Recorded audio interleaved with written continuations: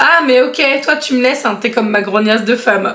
Hello tout le monde, j'espère que vous allez tous et toutes très bien. Aujourd'hui je vais juger vos pires expériences que vous m'avez envoyées par mail juste à cette adresse. Si vous voulez participer à la prochaine vidéo, n'hésitez pas à me les envoyer. Si vous ne voulez louper aucune autre des vidéos qui sortira dans ce thème, je vous invite à vous abonner à la chaîne et c'est parti. Cassandre m'a envoyé plusieurs anecdotes et ce sont des anecdotes où elle était en tant que professionnelle. Donc c'est intéressant, j'aime bien ce point de vue là aussi. Hello, je m'appelle Cassandre, j'espère que tu vas bien, j'ai découvert ta chaîne il y a peu et j'avoue que je te regarde tout le temps, mort de rire. Merci, c'est super gentil. J'ai 20 ans et cette histoire se passe lorsque j'étais en stage pour ma deuxième année de BTS MECP esthétique en janvier-février. Donc c'est quand même assez récent pour le coup. Mon stage a duré 7 semaines, j'étais évidemment pas payée, lol. Mais j'ai cru voir, alors je sais plus si c'est pas sur Mediavenir ou un truc comme ça, à partir de maintenant, les stages allaient être rémunérés. Mais je crois que c'est entre 50 et 100 euros par semaine de stage. Alors clairement, on peut ne pas être content en disant ouais, c'est pas assez et tout. Je trouve que c'est déjà pas mal. Enfin, moi perso, tous mes stages étaient faits gratuits. J'aurais été contente d'avoir entre 50 et 100 euros par semaine en plus. Donc mon stage dure 7 semaines, j'étais évidemment pas payée. J'étais animatrice commerciale pour une marque dont je tairai le nom, mais voilà, une marque de niche assez chère et concurrent direct de Estée Lauder. Donc plutôt en parfumerie, donc ce que je comprends. Même en tant que stagiaire, j'avais une très grosse pression sur les chiffres. Oui, parce que c'est tellement plus facile pour les marques. Faut être honnête, hein, c'est tellement plus simple pour les marques d'embaucher des stagiaires qui vont être vraiment à se donner à fond ou pas, parce qu'il y en a qui font rien du tout clairement, mais t'en as où c'est vraiment des pépites qui se donnent à fond et qui sont limite même plus impliqués que certains CDI dans la boîte directement. Bref, donc pour la première anecdote, un homme rentre dans le Sephora, il vient directement vers moi et me demande des conseils sur les parfums. Ma marque ne propose pas de parfum, mais bon, je conseille quand même le monsieur. Bon, ça c'est très sympa parce qu'elle est clairement pas obligée de le faire. Si par exemple elle vend que du skincare, bah honnêtement elle peut dire bah écoutez je vous oriente vers quelqu'un d'autre qui ne s'occupera que de la partie parfum, moi du coup c'est pas mon job. Donc elle est quand même très sympa déjà de le conseiller. Donc je me dirige vers le nouveau parfum My Way de chez Armani. Sephora était en challenge parfum Armani, donc j'essaie de les aider un peu. Bon, très sympa, ok. C'était pendant la période de la Saint-Valentin, donc pas étonnant. Le monsieur me dit clairement ouais c'est pour ma femme, c'est une conne, une grognasse, mais bon je verrai plus tard pour le parfum. Ok, sympa, genre le mec se pointe, bonjour, je viens pour un parfum, mais oh, je peux pas piffrer ma femme, mais bon, ça reste Saint-Valentin, donc faut que j'achète un truc. Mais bref, waouh, ok, j'étais un peu choquée, ouais je comprends. Mais au final, il me demande des conseils pour un parfum pour homme. Finalement, le gars fait ok, vas-y, non c'est bon. Ma petite grognasse de femme n'a besoin de rien, je vais prendre un truc pour moi, vachement plus intéressant. Bon, étant donné qu'il me parle d'autres marques de parfums et que quand même ma tutrice m'avait demandé d'éviter de vendre autre chose dans la mesure du possible, donc je vous dis, hein, elle était quand même sympa de la renseigner de base, je demande à une Sephora d'aller voir le monsieur car sa demande commence à être un petit peu longue. Je dis au monsieur que je laisse avec ma collègue qui est spécialisée en parfum et sans pression, le mec me sort « Ah mais ok, toi tu me laisses, hein, t'es comme ma grognasse de femme. » Ok, sympathique. J'étais juste choquée. J'ai laissé avec ma collègue et je suis partie. Puis elle met en gros lol. Ouais, les gens sont quand même assez ouf. Je lisais un truc, je crois que c'est sur Facebook, où c'était marqué « Tant que tu n'as pas été vendeur, tu ne peux pas comprendre la méchanceté et l'idiotie du genre humain. » Et j'avoue que, ouais, il y a quand même des trucs assez folklore qui se passent, hein, vraiment. Moi, j'avais eu des messages en disant, mais tu racontes des bobards et tout pour ta story time. Mais pas du tout, les gars. Vraiment, les gens sont des oufs. Ceux qui bossent dans le métier, dites-le en commentaire. Hein. Dites qu'on raconte pas n'importe quoi, c'est la vérité. Les gens sont un peu timbrés des fois quand même. Seconde anecdote de Cassandra. Un homme rentre dans le Sephora et fait un petit tour vers le soin. Je vais au loin. Je vois au loin mon autre collègue animateur lui demander s'il a besoin d'aide et apparemment non. Ok, après quelques minutes, ce monsieur vient me voir et me demande si les parfums Jo Malone sont anglais. Je dis que je pense que oui, mais que je suis pas sûre. Donc je préfère appeler une Sephora. Il me dit non, c'est bon, il revient et qu'il revient d'un voyage à Londres. Ouais, ok, j'acquiesce, mais bon, j'avoue que je m'en fous complètement. J'aime bien la nana, mort de rire. Genre Cassandra, trop drôle. Il commence à bizarrement me regarder au niveau de la poitrine à plusieurs reprises. Ça me dérange quand même vraiment. Genre, tu sais, le regard hyper insistant. Sympa. Puis, en bégayant à moitié, il me dit « Pardon, mais je vous trouve vraiment ravissante. Mais vous êtes jeune, non? Vous avez quoi, 20 ans ?» C'est quoi ce genre de phrase, sérieux? Et puis je lui dis que oui, en étant extrêmement gênée. Ensuite, du coup, il me demande des conseils pour les coffrets. Je lui montre ce qu'on a, il me dit ok et se casse sans rien. Toujours comme animatrice, une femme entre dans le Sephora en étant au téléphone. Bon, elle est occupée donc je vais pas la voir. J'aime bien en fait des fois comment vous écrivez vos trucs. On a l'impression que t'es avec vous, c'est marrant. C'est elle qui vient me voir toujours en étant au téléphone. Ça, alors franchement, excusez-moi. Je supporte pas ça. Alors ce que j'aimais vraiment pas, vraiment, si jamais vous pouvez éviter de faire ça quand vous avez des vendeurs, là, faut que les vendeurs soient sympas, hein, parce que du coup l'idée c'est quand même le respect mutuel.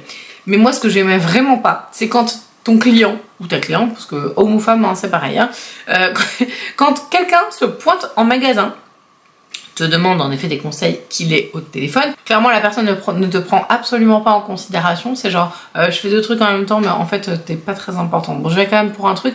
Par contre, tu vas m'aider et tu vas me trouver ce que je veux, mais je vais quand même rester au téléphone. Alors, à moins, évidemment, qu'il y ait un horrible accident, quelque chose de terrible qui doit absolument être au téléphone. Mais j'ai envie de te dire, dans ce cas-là, tu vas pas dans un magasin pour acheter autre chose.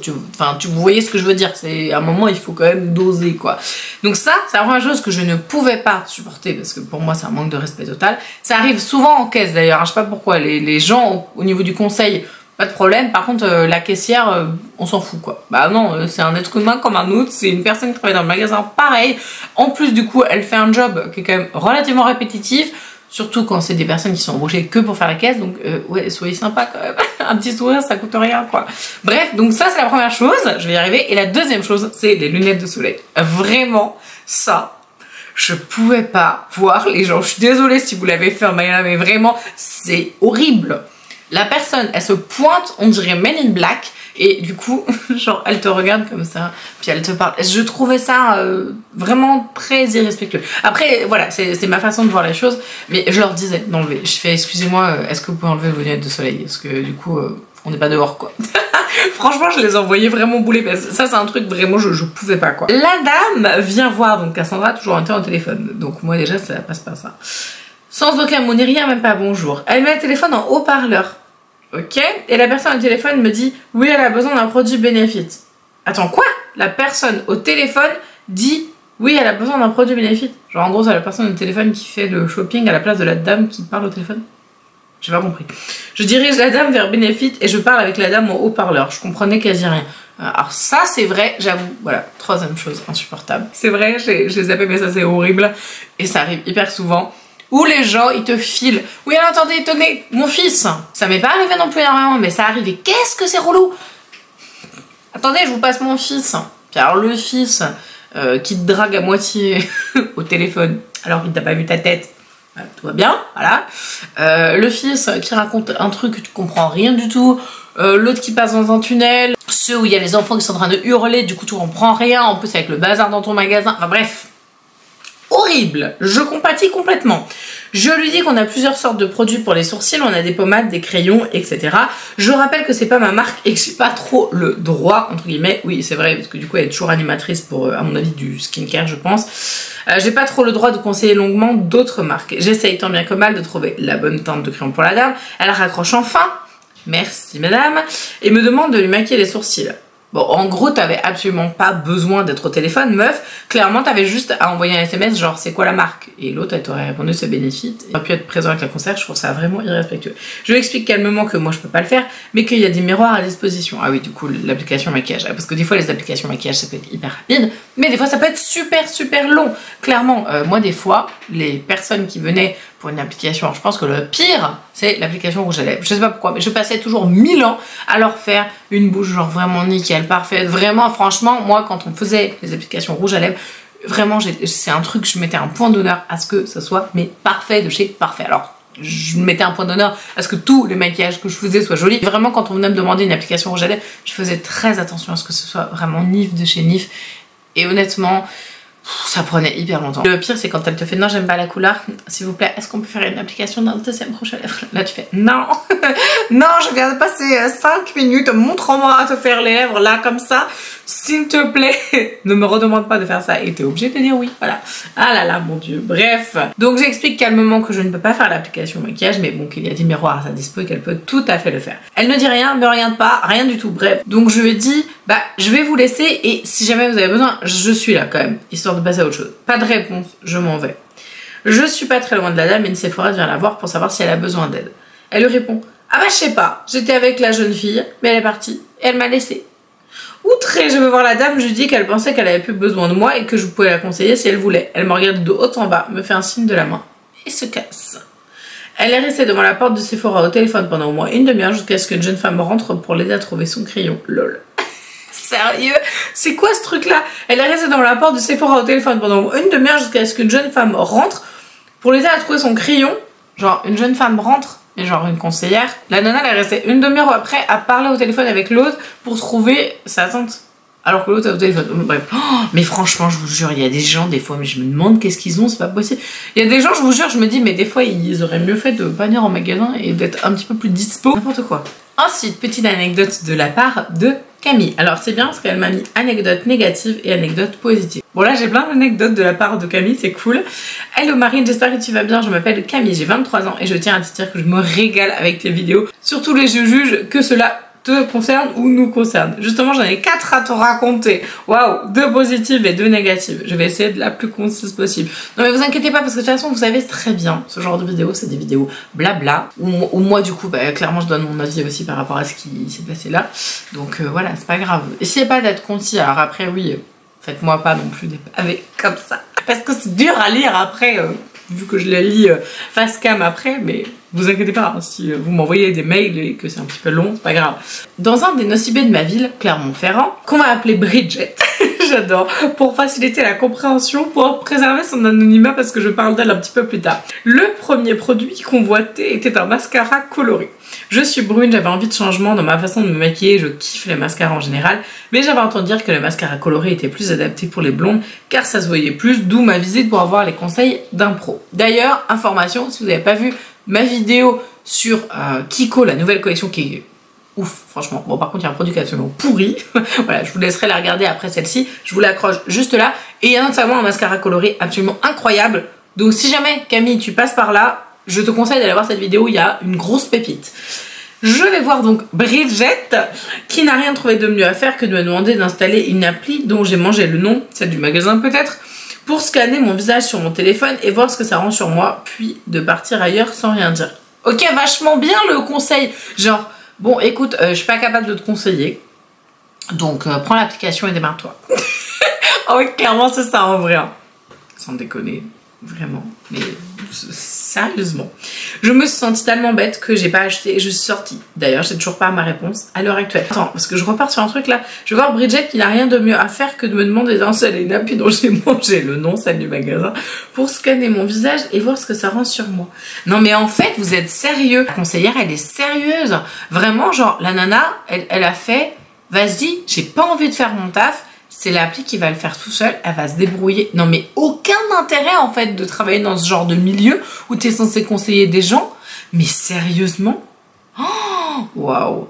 Bon, franchement là je suis outrée. Vous êtes là, mettez en commentaire les noms des magasins où vous allez et où vous avez des super conseils. Là mettez s'il vous plaît le nom, par exemple le Sephora de Nantes, mettons un truc comme ça. Et vraiment mettez-le pour qu'on puisse identifier. Et si jamais vous avez une conseillère qui est géniale, mettez le nom. Parce que comme ça du coup s'il y en a plein dans les commentaires de super magasins avec vraiment des conseillers ou des conseillères qui sont au top, et ben ça vaut le coup. Parce que du coup les gens qui sont du coin, ils pourront aller regarder. Je pense que ça peut être vraiment intéressant. Je compte sur vous pour jouer le jeu parce que je pense que c'est super important. Seconde anecdote de Camille. Cette anecdote se passe dans un supermarché et c'était ce matin à l'heure où je t'écris. Donc c'était il y a quelques mois quand même.